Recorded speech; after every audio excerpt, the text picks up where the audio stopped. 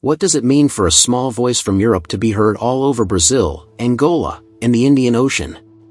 Portuguese is a language that went through war, love, faith, and resistance, but it remained. It changed over time, but it did not disappear. How did something so small become one of the most spoken languages in the world? This story did not happen quickly. And once it began, it kept going and never stopped. Long before Portuguese became the voice of poets in Brazil or the street language of Lisbon, before it became a voice in markets in Angola or conversations in East Timor, it was just one of many dialects quietly growing in the shadow of larger empires. It all began in a corner of the Iberian Peninsula, a region now shared by modern-day Portugal and Spain. Back then, it wasn't a land of defined borders or countries. It was a patchwork of tribal communities, rugged terrain, and scattered villages. The people who lived there, Lusitanians, Galicii, Celtiberians, spoke their own languages, practiced local customs, and had very little idea that centuries down the line, a language born among them would be spoken on different sides of the ocean. The change began when the Romans arrived. Rome's interest in the peninsula started as part of its conflict with Carthage in the Second Punic War around 218 BCE. As the Roman legions moved in, so did their way of life. Roads were built, cities began to take form, and slowly, Latin seeped into the daily rhythm of Iberian life. But it wasn't the classical Latin taught by scholars or recited in Roman courts. What the soldiers, traders, and settlers brought with them was vulgar Latin, the casual, everyday Latin used by ordinary people. It was this version of Latin that would plant the seeds of the Portuguese language. The Romans didn't just bring a new language, they brought a whole new culture. Local beliefs began to merge with Roman religion. Temples were built. Latin inscriptions started to appear on stones and monuments. People started giving their children Roman names. Latin became the language of business, government, and even casual conversation in the towns. But it didn't happen overnight. The transition was slow and uneven. In the more remote mountainous areas of the Northwest, places that would later become key to the story of Portuguese, people didn't give up their old ways easily. They spoke their languages at home, carried out their customs, and only gradually mixed in the Latin words they picked up from Roman officials or merchants. What formed over time was a blend, a local version of Latin flavored with the accents and habits of the region. When the Western Roman Empire collapsed in the 5th century, everything shifted again. As Roman control faded, new groups moved into the peninsula. The Suebi, a Germanic tribe, settled in what is now northern Portugal and Galicia. Later, the Visigoths took control of much of the peninsula. These groups brought their own languages and customs, but they didn't replace Latin. Instead, they adopted it. The Latin already spoken in the region adapted once more, picking up new sounds and vocabulary from these settlers. But perhaps even more important than the politics was what was happening among the ordinary people. Across centuries, Latin continued to evolve differently in different regions. In the Northwest, especially in the areas that today lie around Galicia and northern Portugal, a specific kind of Latin began to grow legs of its own. It became more distinct, shaped by isolation, weather, culture, and everyday speech. This language wasn't written down in books or taught in schools yet, it lived in songs, prayers, stories, and conversations in markets and kitchens. This evolving dialect eventually came to be known as Galician Portuguese. It's hard to pinpoint the exact moment Galician Portuguese became its own language. Language change doesn't happen like the flipping of a switch. It's a process that happens slowly, almost unnoticed. One generation starts using different words. The next one changes the grammar slightly. Over time, those changes add up. By the 9th century, as the Christian kingdoms of the north began to push back against Muslim rule in the south, a period historians call the Reconquista, the region that would become Portugal started to develop a separate identity. The County of Portugal was established in the 9th century and later became the independent Kingdom of Portugal in 1139. With independence came a stronger sense of local pride, and with it, the language began to matter even more. Galician Portuguese had already become the language of poetry by this time. In fact, some of the earliest lyric poetry in any Romance language was written in this dialect. Nobles and troubadours composed verses in Galician Portuguese, not in Latin. It wasn't just a peasant's dialect anymore, it was becoming a language of art and emotion. Legal documents from the 12th and 13th centuries show that Galician Portuguese was becoming the language used by the government. Kings wrote charters and laws in this local language. This action showed that the language was important and legitimate. It was not just spoken anymore, it was also being written down more formally. It was starting to move away from Latin. As this new language developed, it remained closely connected to the people and their culture. In the fishing villages along the Atlantic coast and in the vineyards of the Douro Valley, the language reflected daily life. It echoed the rhythm of the sea and the patience of farming. It was practical and expressive, shaped by the land and its customs. It changed with the people, meeting their needs and emotions. Eventually, Galician Portuguese split into two different languages, modern Galician in Spain and Portuguese. This split was influenced by political and cultural reasons. As Portugal became more independent, the language began to standardize and develop its own identity. By the end of the 13th century, Portuguese had clearly separated itself from Galician in both writing and speaking. It had become the language of Portugal's court and laws, and it played a key role in shaping national identity. However, this growth did not happen alone. The language evolved through centuries of conquests, migrations, and cultural changes. It was shaped by the daily lives of real people. It was never just about grammar rules or borrowed words. It was about the way people lived, adapted, and shared their thoughts and stories. By the time Portuguese became its own language, different from Galician, people used it in courts, churches, and town halls in Portugal. By then, the speakers of Portuguese were ready to explore the world. In the 15th century, Portugal was a small country. It sat on the edge of Europe next to the Atlantic Ocean.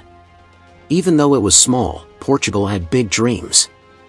The sea was no longer just a barrier. It became a gateway to new opportunities. There were chances for trade, land, and power. The world felt full of possibilities. It began with exploration. Prince Henry the Navigator played a big role, not by sailing himself, but by funding and organizing expeditions. His goal was to explore the coast of Africa, expand Christianity, and find new trade routes. As ships left Lisbon and hugged the African coastline, Portuguese became more than a local language. It became a traveling companion. With each new port, the Portuguese left behind more than goods and sailors. They left their words, their habits, their culture. In places like Ceuta, Madeira, and the Azores, Portuguese settlements began to form. And with them came the language. Then came the big leap, Vasco da Gama's voyage to India in 1498. It was a massive achievement. Suddenly, Portugal had a direct route to the riches of Asia. Trading posts sprang up in Goa, Malacca, and later Macau. Though Portuguese was not the dominant language in these regions, it lingered. It became the language of trade, law, and diplomacy in Portuguese outposts. Locals learned just enough to communicate. Some communities adopted more of it. Over time, even as Portuguese control weakened, the language held on in these corners of the world. But the biggest transformation happened on the other side of the Atlantic. In 1500, Pedro Álvares Cabral landed on the coast of what we now call Brazil. The Portuguese crown claimed it, and soon settlers, missionaries, and administrators followed. Brazil wasn't empty. Indigenous communities had lived there for thousands of years, each with its own language and culture. At first, the settlers had to learn local tongues just to survive. In fact, for a while, a hybrid language called Tupi Portuguese became common in the early colonies. But as colonization intensified and the demand for land and labor grew, so did the influence of Portuguese. Slavery changed everything. Millions of Africans were forcibly taken to Brazil, bringing with them languages, music, beliefs, and pain.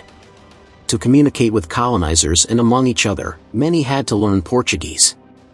The language became a tool for control, but over time, it also became a shared space. Not equal, not fair, but shared. Brazilian Portuguese began to grow into something slightly different. The sound shifted. New words were added. The rhythm changed. But it was still Portuguese, reshaped by the forests, the people, the pain, and the joy of Brazil. Meanwhile, back in Africa, Portugal wasn't done. In Angola and Mozambique, Cape Verde, and Guinea-Bissau, Portuguese settlers set up colonies. These weren't just ports, they were long-term settlements, and the goal was clear: economic gain. Whether it was through agriculture, mining, or trade, Portugal imposed its systems. With that came the language. In these regions, too, Portuguese was first a language of power. It was the language of the colonizer, the classroom, the law, and the church. But African communities didn't just absorb it. They adapted it. They created Creole languages, mixes of Portuguese and local tongues, that made more sense in their daily lives. And they gave Portuguese their own flavor, their own accents, their own rhythm. Over centuries, generations of people in these African nations grew up speaking Portuguese or Portuguese-based Creoles. It wasn't always chosen freely, but it became part of their identity. After independence movements swept through the continent in the mid-20th century, many of these countries decided to keep Portuguese as an official language. Not because they couldn't speak anything else, but because, by then, it had become something familiar, something they had made their own. Further east, the language had another curious journey. In East Timor, for example, Portugal had set up a colony in the 1500s. Over centuries, the language stayed, even as power shifted. When East Timor gained independence from Indonesia in 2002, Portuguese was revived as an official language, chosen not just for its past, but as a statement of identity and global connection. Portuguese started in a small area of Europe. Now, over 250 million people speak it worldwide. This growth didn't happen quickly. It took a lot of time. The spread of Portuguese came from many factors. Migration played a big role. People moved to new places and took their language with them. Trade also helped the language grow. Merchants used Portuguese to communicate with others. Religion was another important factor. Missionaries spread the language as they traveled. Even when Portugal lost control of certain areas, the Portuguese stayed. The language changed in different places. It adapted to local cultures and influences. This is why Portuguese is diverse and rich today. Today, you can hear Portuguese in the samba songs of Rio, in the rap lyrics of Lisbon, in the radio shows of Luanda, and in the classrooms of Maputo. It's the official language of 9 countries and a working language in international organizations. But beyond titles and borders, it lives in everyday conversations, in families, communities, and memories. If you sit at a busy street cafe in Lisbon and listen closely, you'll hear Portuguese spoken with a soft lilt, measured, sometimes almost whispered. Cross the Atlantic to São Paulo, and that same language comes alive with rhythm, body, and bounce. It's louder, more expressive. The words are the same, but the feeling they carry shifts. That's modern-day Portuguese, one language with many faces, shaped by centuries, continents, and the everyday lives of millions. Today, Portuguese is spoken by over 250 million people. But it's not a uniform sound. It stretches across time zones and oceans, morphing ever so slightly in the mouths of its speakers. The 2 biggest pillars of the language, Brazilian Portuguese and European Portuguese, look like siblings raised in different houses. They share the same roots, but their clothes, mannerisms, and voices have changed over time. Brazil, home to more than 80% of all Portuguese speakers, took the language it inherited and made it local. There's a musicality to Brazilian Portuguese.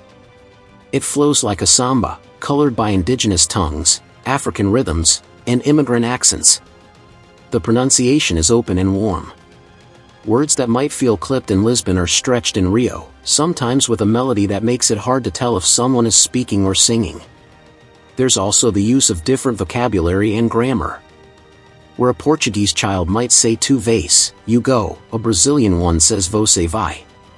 It's a small difference, but it points to larger shifts in formality, identity, and culture. European Portuguese, on the other hand, has held on to more conservative forms. It's less about singing and more about structure. The speech is tighter, sometimes harder for learners to catch.